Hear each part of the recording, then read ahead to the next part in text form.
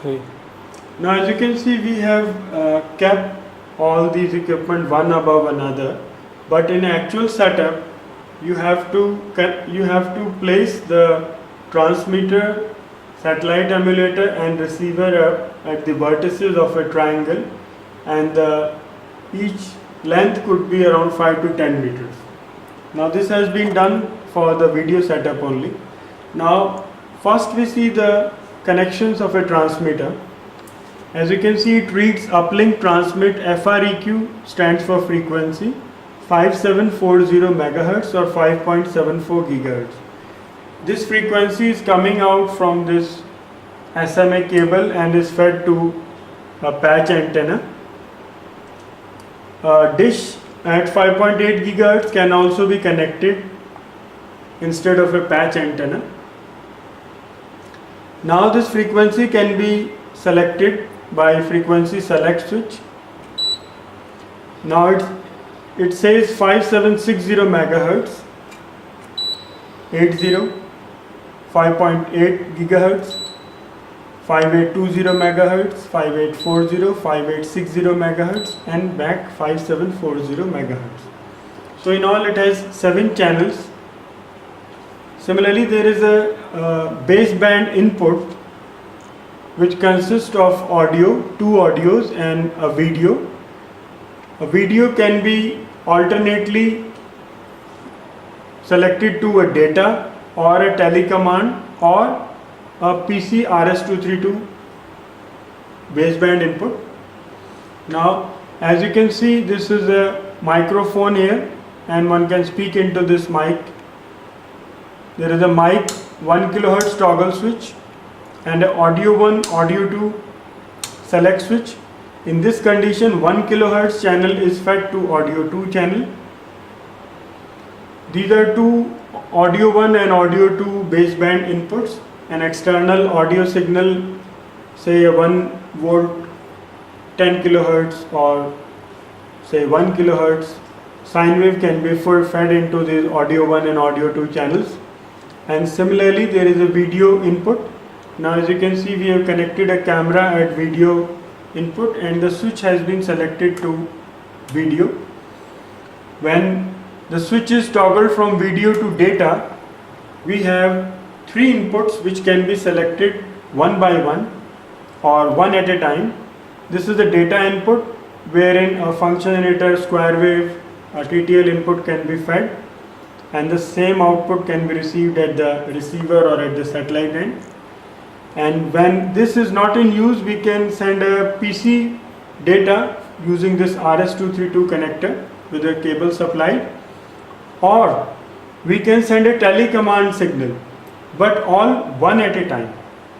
This telecommand signal consists of an address, and this enable is a left-right switch. When selected towards right, the enable, there is a RC oscillator which switches on and a frame can be transmitted from transmitter to satellite as well as to receiver.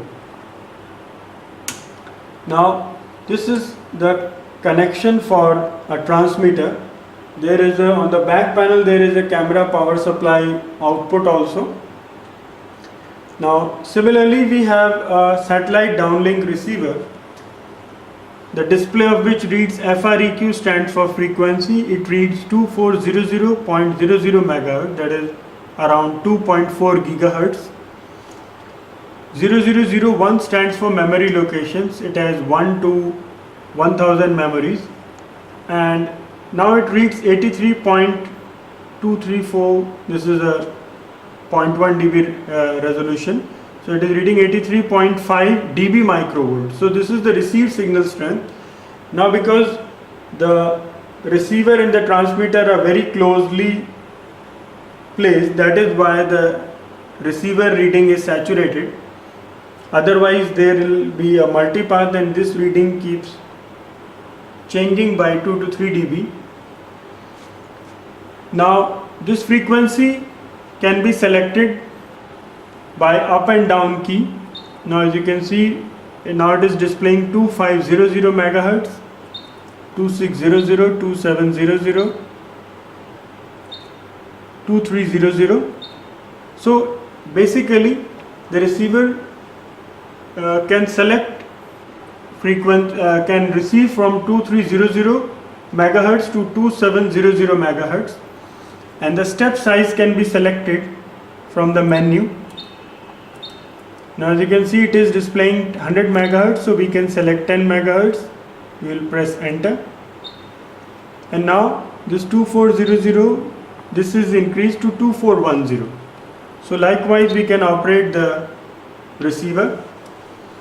Then again there are similar to the transmitter, there are baseband output connectors.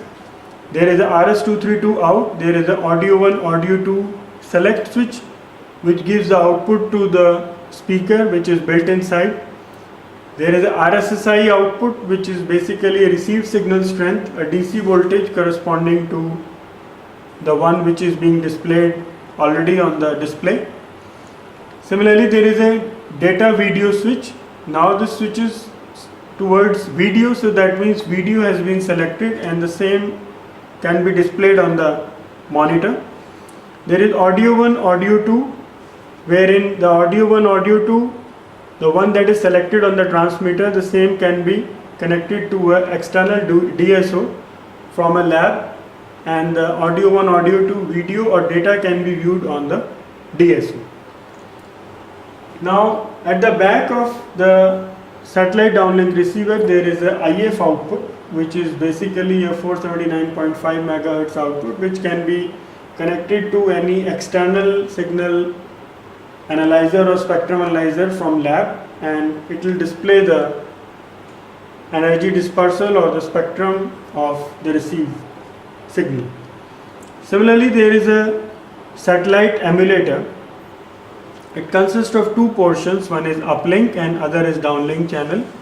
In the uplink channel, as you can see, this is a signal which is transmitted from the satellite transmitter is received at the uplink channel, and now as you can see we are transmitting at 5.74 gigahertz, so we have to receive at same frequency, which is again PLL locked at 5.74 gigahertz. These again can be selected. Similarly, there is a downlink channel whose operation is again similar to that of the downlink receiver. So there is a display which is reading 2400 megahertz, memory 1, and step S stands for step size. There we had selected the step size at the receiver, but here it is displayed as S equal to 100 megahertz. So we can select it back to 10 megahertz as we selected at the receiver. So this is the receiver or the downlink channel which transmits the signal to the receiver. So actually what is happening, the transmitter signal goes at 5.74 gigahertz, it goes to the uplink channel at 5.74 gigahertz at the satellite end. This is frequency translated to a different frequency. Here for instance we have selected 2.4 gigahertz. So it retransmits at 2.4 gigahertz using a dish here, and this signal is again picked up by the receiver, which has been selected at 2.4 gigahertz. So we have to ensure that the uplink and the downlink channels are frequency locked to each other. Now this satellite has few features. There is a noise. So we can add a noise, that is we can emulate the noise which normally takes place in actual satellite reception, where in the path is around 36,000 km for a geosynchronous satellite.